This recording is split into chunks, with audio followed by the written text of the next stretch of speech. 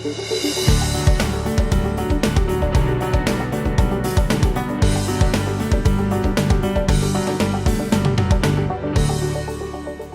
I'm from the UK originally. I spent a lot of time in the States with General Electric, and then got an opportunity to leave the corporate world and went to start up France's first internet bank.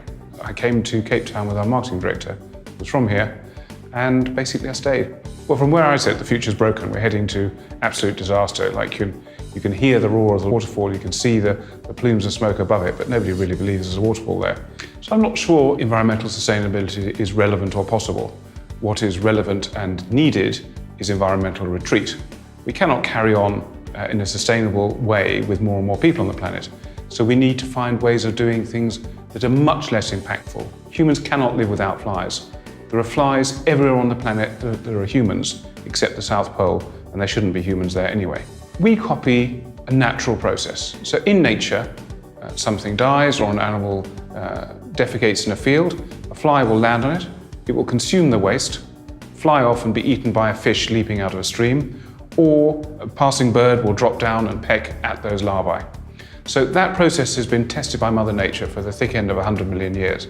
All we did was notice it and emulate it. So what we do in its very simplest form is we take waste, we grow flies in cages, we get them to lay their eggs in one place, we grow those eggs on the waste, and the waste is then turned into compost and larvae. And those larvae we put through a process to extract the oil and leave the protein. Any fisherman in the world will tell you what you fish with is a fly. That's what they love to eat.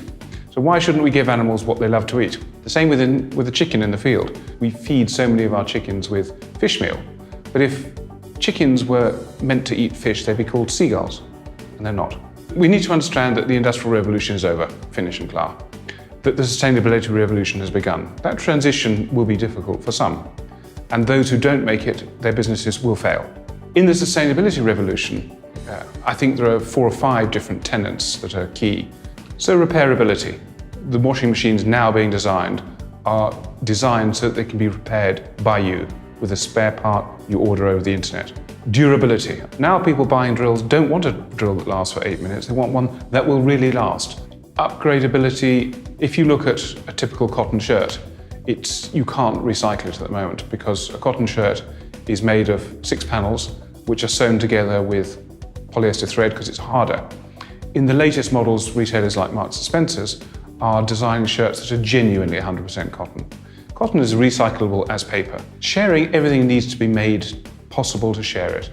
Whether that's everyone giving up their computers, which is happening now, we're sharing cloud space and online computing, and that notion of a circular, entirely upgradable, durable product is much more interesting than the old notions of retail, which is extract, manufacture, throw away. We need to change our education system. We need disruptive, illogical thinking. We need to go back to being a child, really, and we need to connect back to real things, outside world, not just the world that we've created for ourselves. I think the first thing, the most important thing, is that if you don't understand that your business is subservient to the environment, you will never succeed. That's the fundamental change of the sustainability revolution. The second point is if you haven't reinvented your business within the next 3 to 4 years, somebody will reinvent it for you and you won't be part of its future.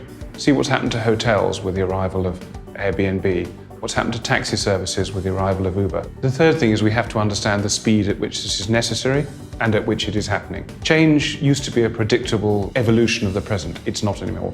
Change by itself is disruptive, and the timescales in which that's happening are absolutely vital to understand.